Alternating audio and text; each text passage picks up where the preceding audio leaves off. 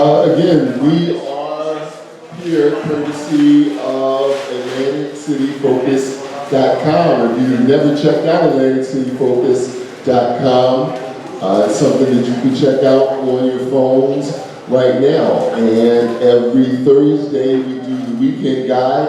Every Tuesday we dedicate ourselves to civic engagement. We have interviews and speeches from different politicians and organizations that are involved in civic engagement. From time to time, we'll go to the NAACP Atlantic City meeting and bring in or do video of highlights from that. So again, you can check that out at www.atlanticcityfocus.com. Speaking of Atlantic City Focus and Atlantic City, my next guest I would like to bring up to the mic is going to talk to us about shopping local here in Atlantic City, and he's going to discuss the Atlantic City's approach to business here in the city. Please help me welcome Bruce Weeks.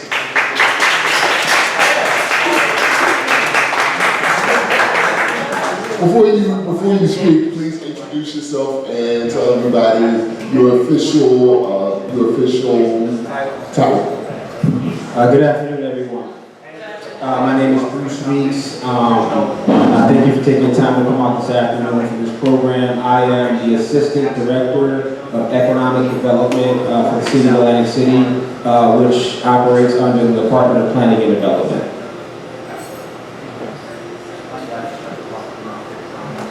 All right, and can you talk to us about the new Shop Local campaign you have going on? Absolutely. So nationally, every month in May is designated as Small Business Month. However, the City of Atlantic City has never honored that or celebrated it until this year. What we wanted to do was to create a marketing campaign that supported local small mom and pop businesses that aren't big box stores or national chains. So we created a new marketing campaign called Keep It Local AC, and we want to encourage residents and tourists to shop, eat, and explore our neighborhood businesses, our businesses on Atlantic Avenue, Pacific Avenue, because what studies show is that for every $100 that's spent at a neighborhood mom and pop, $73 of that ends up staying and recirculating throughout that very community, as opposed to a chain or a national branded store. Only $40 of every 100 stays within that community. So it's very significant when we talk about wanting to grow our local economy that we gear towards focusing the effort that pushes people towards doing so. Because also what we found is that, just kind of doing our own studies, was that typically a small business is supposed to allocate or dedicate between 7 and 10% of their revenues towards marketing. However, studies show that only 1.08% of that is being allocated nationally for small businesses to marketing. A lot of that is a mindset, because they look at it as a cost and an expenditure as opposed to an investment. So we want to really, again, curate an environment that pushes people to support our local businesses, not just from a numbers perspective, but as studies also show that our local business owners are more likely to stick with the city through hard times. So through COVID, through the superstorms, their decisions to close aren't being made in Kansas or New York City by the corporate headquarters. They're being made by people that are from the community. So they're more likely to stick it out with the local economy as opposed to a McDonald's or a Walmart. And so again, just another reason for us to support them. So there's actually a poster that we created that we're going around to all the local stores with, and it's a marketing interface that has a QR code. And we have this new website with the city. It's called GreatDayAtlanticCity.com. So what we're going to do is, and what we've been doing is that when people scan that QR code, you're going to have the chance to read more about the participating businesses. So we're going around with professional videographers, professional photographers, and we're capturing their stories. We're capturing why these businesses are unique to sell them more. Because again, we want to bridge that marketing gap for them, because they're not all spending that money on it as a government. We want to do our part. We see a lot of other agencies such as CREDA or Visit Atlantic City, marketing the casinos and the tourism industry as a whole, but we wanted to, again, do our parts and just kind of focus more on the small businesses. So that's really the genesis of the Keep It Local campaign. We have other programming that we're doing for small business development and entrepreneurship development in general. We have our Small Business Academy, which is a free 8-week program for local people to learn from A to Z how to start a business. And it's in partnership with the African American Chamber of Commerce of New Jersey. And for 8 weeks, for 2 hours a night, once a week, you learn a different aspect of how to start and grow a business for free. And in the end, we've created partnerships with local CDCs to where we have a pitch competition for the students. And they get to compete for money to open up a business. So for instance, we just wrapped up our winter cohort because it started in January. And they just finished, and we had a young lady who pitched, and she won $15,000 grant to open up a restaurant in the inlet section of Atlantic City. So very significant. When we talk about minority businesses in particular, the largest barrier studies have shown is access to capital. And so how can we do our part as the local government to help address that head on? One of the things we're trying to do is facilitate those opportunities for residents and local people to help create, not only get them business ready through formal business plan creation, but networking opportunities, and again, just positioning them to get access to capital. But then something unique that the mayor also implemented this year was a new grant program. So he allocated $500,000 for us to put out into the community in the form of micro business grants. So we're getting that off the ground. We're looking to start that in August. And again, why that's significant is because the largest barrier, I just said, is access to capital. But also what we discovered is that even when minority businesses do gain access to capital, they get significantly lesser amounts than our counterparts. But not only that, we're twice as likely to be denied loans than our counterparts. And then lastly, profitability. So lack of access to capital impacts minority businesses more than it does non-minority businesses. And when you kind of dig further into that, the reasons why is an equity problem. We tend to have less generational wealth backing that business. We also tend to have significantly less stronger ecosystems. So the people that we purchase our products and services from don't tend to be people that look like us, or tend to be a larger company that charges higher prices. So we have an ecosystem problem in the minority community. So we're trying to curate programs that address these very issues, to address those root causes so that we can help grow locally from the bottom up. Ladies and gentlemen, his name is Bruce Meeks.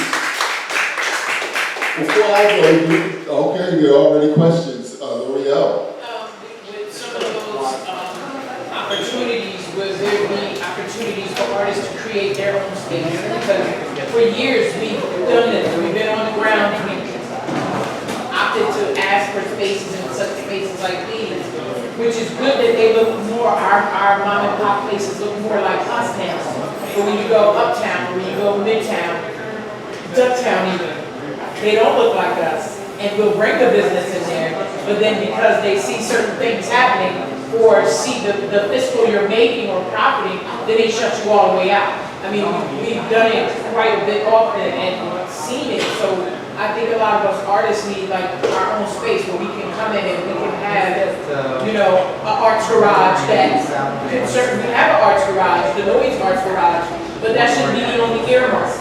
You know, or the wellness center, they shouldn't be the only earmark. We should have them flowing throughout the entire city. So will we be able to take part in those grants as well? Yes, absolutely. One of the things we're actually doing in the Department of Planning and Development is we're meeting with the various neighborhood CDCs, so the Inlet, Midtown, Ducktown, and Chelsea.